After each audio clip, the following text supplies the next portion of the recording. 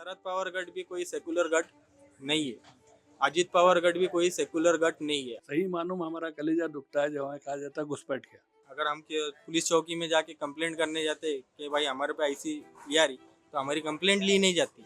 और ये गवर्नमेंट के पास कुछ है नहीं देने के लिए, तो इसमें उलझा के रखी है इसने। अभी एक नितेश राणे की वजह से आप ऐसा नहीं कि सारे हिंदुओं को गलत बोल सकते हैं, या एक अकबरुद्दीन ओवैसी की वजह से आप सारे मुसलमानों को गलत बोल सकते हैं कि 15 मिनट के लिए हटा दो। पोलराइजेशन जो है बीजेपी या आरएसएस जिस प्रकार का करती है, तो मेरे नज़र में दूसरे मुस्लिम जमात जो है एमआईएम या ये, वो लोग भी यूथ को पोलराइज करते हैं। Welcome news laundry. News laundry की टीम इस वक्त पुणे में है। इस वक्त हम पुणे के हड़पसर कॉन्स्टिट्यूंसी कोलवा इलाके में है और यहाँ पे इस कॉन्स्टिट्यूंसी में लगभग 1.5 लाख मुस्लिम वोटर्स हैं।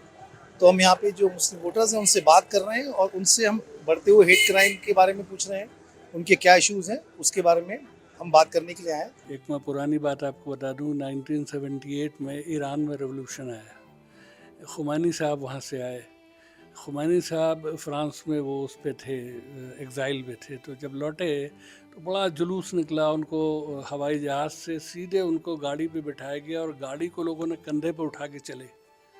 तो एक अजीब कुछ वो था, पिक्चर गई कि साहब पता नहीं क्या रेवोल्यूशन आ गया। तो एक पुराने शायर का शेर है कि इस्लाम ज़िंदा होता है करबला के बाद। तो ये सोचा गया शायद इस्लाम ज़िंदा होगा, लेकिन जल्द ही उन लोगों ने, मौलाना लोगों ने जो हरकतें करना शुरू की, जो वहाँ कत्ले आम हुआ, फ़ौज के जनरल मारे गए, बादशाह के फादर का वो मकबरा था उसे तोड़ के उसका बाथरूम बनवा दिया गया। तो नॉट ओनली सड़क का मुसलमान, आम मुसलमान उससे रिपेल हुआ, बल्कि हमारे उलमा लोगों ने बयान दिए। ये कौन सा इस्लाम है भाई? और जब जब ऐसा हुआ, अफ़गानिस्तान में हुआ, पाकिस्तान में हुआ, तो लोगों ने बयान दिए। तो आज हमें ताज्जुब होता है कि हमारे हिंदू मज़हब के साथ वही हो रहा है जो इस्लाम के साथ वो अंधे लोग कर रहे थे। तो हमारे हिंदू भाई जो हैं, ये उनके कहने का है कि भाई आप जो हैं, जो भी आपको पॉलिटिक्स करना हो, जो भी पर्पस हो आप कीजिए, लेकिन आप जो है हिंदू मज़हब को क्यों लाते हैं? ये हिंदू मज़हब नहीं है। मुझे बताइए कि अभी जैसे ये क्राइम्स इंसिडेंट होते हैं, ठीक है, तो आप खुद आप अनसेफ फील करते हो कभी बाहर जाते हो? जाहिर सी बात है, हमसे फील ही करना पड़ेगा, क्योंकि हमारी आवाज़ उठाने वाला नहीं है। अगर हम पुलिस चौकी में जाके कंप्लेंट करने जाते कि भाई हमारे पे ऐसी आ रही, तो हमारी कंप्लेंट ली नहीं जाती। कुछ पॉलिटिशियन ऐसे हैं जो माइंड डाइवर्ट कर रहे हैं। मतलब कैसा है उनका, जो एक पहले का, जो आज से आप कुछ साल पहले जाओगे तो ऐसा कभी होता नहीं था कि कोई बुजुर्ग को देखा जाता था तो उसको जगह दी जाती थी बैठने के लिए। अभी उनका माइंड को डाइवर्ट किया गया है कि हिंदू मुस्लिम होना ज़रूरी है। वैसे तो मुसलमान इतना ख़राब तो नहीं है कि ऐसा कुछ उसने किया नहीं है कि उसको तुम इतना गिरी हुई नज़र से देख रहे हो। बट कैसे आप जितना भी पॉजिटिव सोचोगे वो पॉजिटिव ही रहेगा। अगर किसी को आप सोचोगे कि नहीं ये बंदा ये करता है, किसी एक बंदे की वजह से आप सारे कौम को खराब नहीं बोल सकते।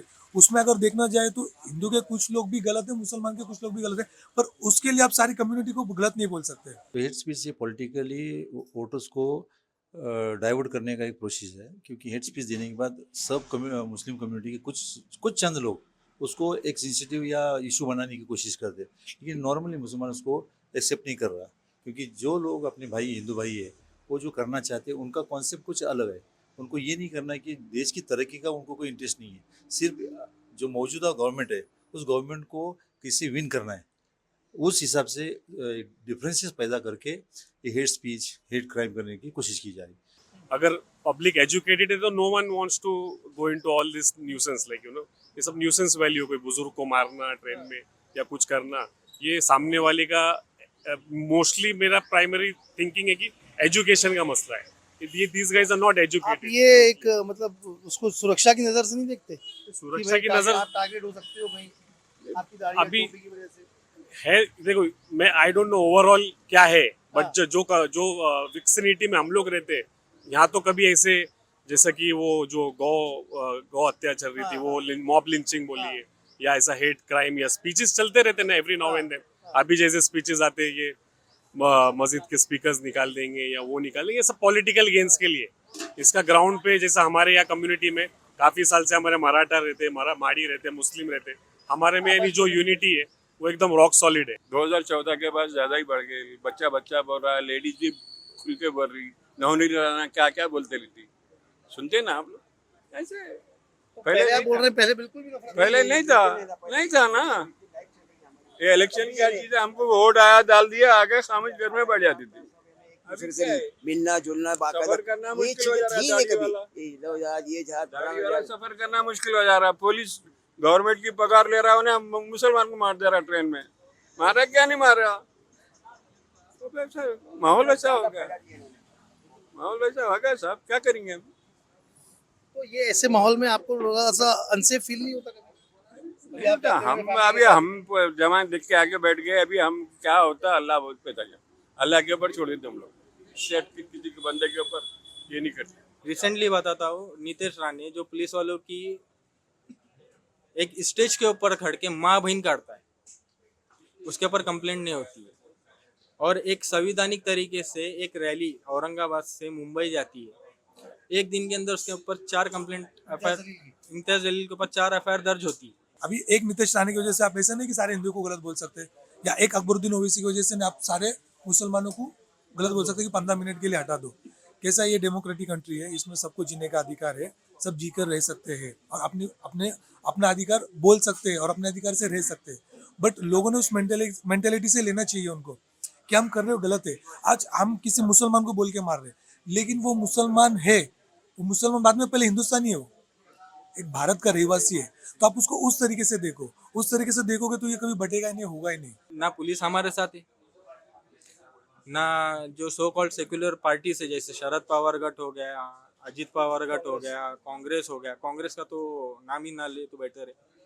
कांग्रेस हो गया, फिर भी कहता हूँ मैं, समाजवादी पार्टी हो गई, इनमें से कोई नहीं है। हर कोई प्यार का भूखा है, बराबर है। आप मेरे साथ अच्छे से रहोगे, आप मेरे साथ प्यार से रहोगे, तो मैं भी आपके साथ प्यार से ही रहूंगा। आप मेरे को हेट करेंगे, आप मेरे साथ गलत बात करेंगे, तो मैं सपोज करूँ या ना करूँ वो मेरा लुकआउट है। बट इंसान में जो है ना भाईचारा रहना चाहिए। जो ये मैसेजेस आ जाते हैं, थूक जिहाद, लव जिहाद, ये एक तरीके से कम्युनिटी के खिलाफ एक जो माहौल क्रिएट किया जाता है, नफरत फैलाई जाती है, मीडिया चैनल्स भी उसमें इन्वॉल्व हैं कुछ, तो उसको कैसे देखते हैं आप? ये पेट्रोल के दाम जो बढ़ रहे हैं, दूसरी महंगाई बढ़ रही है, गैस ये वो, तो लोगों का ध्यान इससे भटकाने के लिए आज ये बोलते हैं कि हम विश्व गुरु हैं। विश्व गुरु की हालत ये है कि ऑफिस आवर्स के बाद आपको ट्रैफिक जैम में फंसना पड़ता है। पूना का इंफ्रास्ट्रक्चर कोलैप्स्ड है, तो उसमें रह रहे हैं हम। और बेसिक चीज़ें जैसा मेडिकल फैसिलिटी हो गई या दूसरी चीज़ें हो गई, तो लोगों का ध्यान वहाँ से भटकाने के लिए ये चीज़ हो रही है। और ये गवर्नमेंट के पास कुछ है नहीं देने के लिए, तो इसमें उलझा के रखी है इसने। ऐसा देखो, अभी ये तो नहीं होना चाहिए और इसके पहले ऐसे कभी हुआ भी नहीं। ये अब चल रहा है जो राजकारण जो ये है ना, अभी ये पूरा एक खराब राजकारण चल रहा है, जिसमें कोई अच्छे लोग तो इसमें बिल्कुल ये नहीं है, बस सब खिलाफ है। हम क्या चाहते हैं कि सब मिल के रहे, हर कोई हिंदू मुस्लिम सिख ईसाई जो भी है, जैसे पहले चलते आ रहा वैसा ही रहना चाहिए, एक दूसरे का भाईचारा मोहम्मदी। और हमारे इधर क्या है, ये गंगा जमुना तहजीब है, हाँ ये चलना चाहिए बाकायदा। अब जो सियासतदान आ रहे हैं कुछ, अच्छा दूसरी बात, हमको एक चीज़ हम बिल्कुल खिलाफ है, जो हमारे नबी हुजूर पाक सल्लल्लाहु अलैहि वसल्लम की जो शान में जिसने भी गुस्ताखियाँ वगैरह किए, हम उनके बिल्कुल अपोज है, खिलाफ है, बिल्कुल हम नाराज़ है पूरी कम्युनिटी। हाँ तो ये चीज़ें क्या, ये तो नहीं होना चाहिए। अब ये जो आ रहा राजकारण है बिल्कुल तो ये कौन कर रहा है, ये क्यों, ये मतलब आप बोल रहे हैं कि हिंदू मुसलमानों में आपस में तो अच्छा भाईचारा है, लेकिन तो कौन लोग हैं ये है कुछ ऐसे जो शरारती लोग रहते जो योगी बोल दिया कटेंगे तो कटेंगे, तो काय किसको काटेंगे भाई, किसको काटेंगे? मुस्लिम को काटेंगे या गैर को काटेंगे, खुद को लोगों को काटेंगे, किसको काटेंगे? सवाल होना चाहिए ना सब। हाँ हिंदू मुसलमान यहाँ के पैदा हुए, आज 70-80 साल की उम्र हो रही है, लेकिन यहाँ के ही है ना। फिर ये बातें पहले इलेक्शनों में नहीं होते थे ऐसा। हम 60 साल से करते आ रहे वोटिंग, ऐसे बातें तो कभी नहीं। महंगाई और बेरोजगारी के बारे में तो गवर्नमेंट कभी बात ही नहीं करती क्या? आप लोग आगे बढ़ाते क्या? रिपोर्टर नहीं बढ़ाते। तो हमको यही चाहिए ना, बच्चे पढ़ के बेकार फिर रहे, सर्विस नहीं है। तुम आइश कर रहे अपने इसमें पैसा खर्चा कर रहे, फिर कमा रहे तुम लोग। सवाल ये है ना सब, तुम पैसा को वोट पे पैसे से खरीद रहे। पहले वोट को पैसे से नहीं खरीदते थे, जाते थे लोग वोट देके आ जाते थे खामोश से, कोई किसको भी दे, कोई ऑब्जेक्शन नहीं है किसी का। तो ये नहीं, जैसे आपने अभी बोला कि कटेंगे, हम बटेंगे तो कटेंगे। ये बात है क्या इंडिया में? ये बात है क्या? आप बोलो किसको है वो, जब मर्द के बच्चे हैं तो ओपनली बोलो ना, किसको काटेंगे?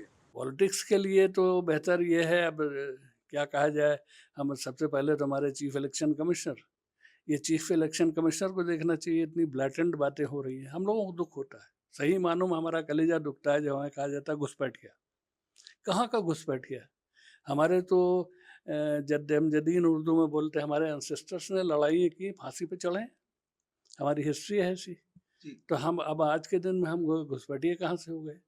तो वो चीज़ क्लियर होना चाहिए। सेकेंडली एक वजह ये भी है कि हमारे लोग पॉलिटिक्स में नहीं हैं। हम इंडियन है क्या नहीं, आप बोलो। हाँ, 80 साल की उम्र होने को आ गए, फिर ये लाओ वो बताओ, ये बताओ, काय के लिए बताओ?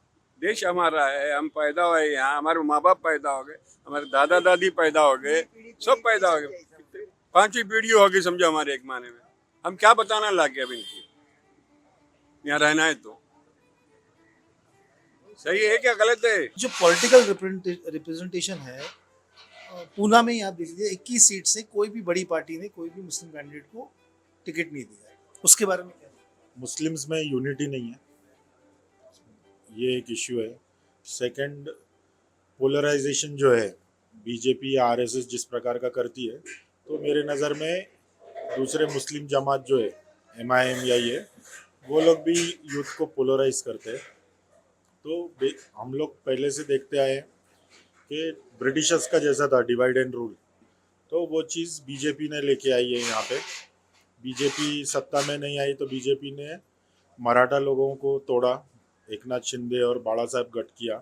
तो उसके बाद फिर पावर के लिए इन्होंने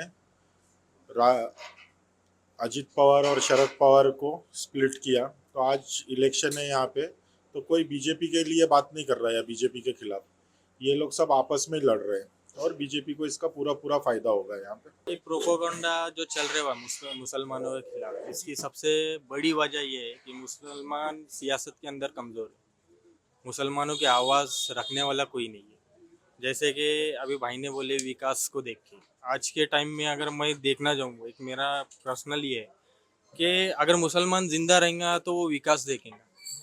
जैसे कि मॉब लिंचिंग हो रही है, आज बहुत से ऐसे मुसलमान हैं कि जो एजुकेटेड है, क्वालिफाइड है, बट उनको जॉब नहीं मिल रहा। उसका रीज़न ये कि उनका धर्म देख के दे रहे।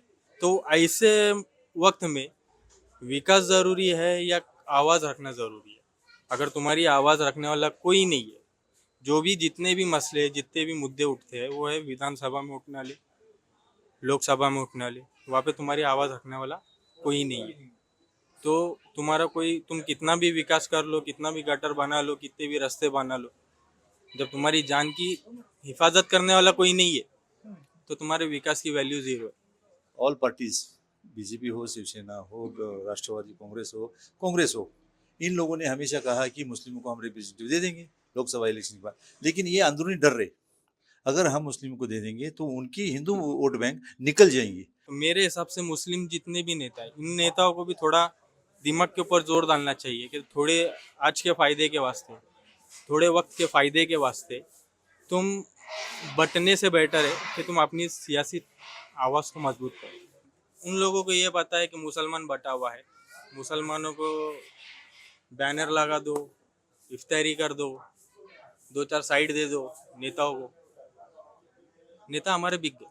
रिसेंटली बात है, पूना के अंदर जब नबी करीम सल्लल्लाहु अलैहि वसल्लम की शान में गुस्ताखी हुई तो एडवोकेट तौसीफ ने यहाँ पे प्रदर्शन किया था क्योंकि उनकी कंप्लेंट एफआईआर लिए नहीं जा रही थी। तो वो टाइम पे सुप्रिया सुडे साहिब आई थी, उनको बोला गया था कि मैडम आप यहाँ तक आए हुए हो, 5 मिनट का वक्त निकाल के हमारे साथ चौकी में चले कि उनके ऊपर थोड़ा प्रेशर डालो। तो मैडम ने बोले कि मुझे एक ज़रूरी काम है, ज़रूरी मीटिंग में जाना है। मैं बोले कमिश्नर से टाइम लेना कोई बड़ी बात नहीं है, तुम 4 बार बात कर लोगे तो कमिश्नर खुद टाइम दे देंगे। बोले मैं कमिश्नर से तुमको टाइम लेके देती हूँ। और उनका ज़रूरी काम ये था कि उनकी पार्टी में एक महिला प्रवेश कर रही थी। तो इससे अंदाज़ा लगा सकते हैं कि शरद पवार गढ़ भी कोई सेकुलर गढ़ नहीं है, अजित पवार गढ़ भी कोई सेकुलर गढ़ नहीं है।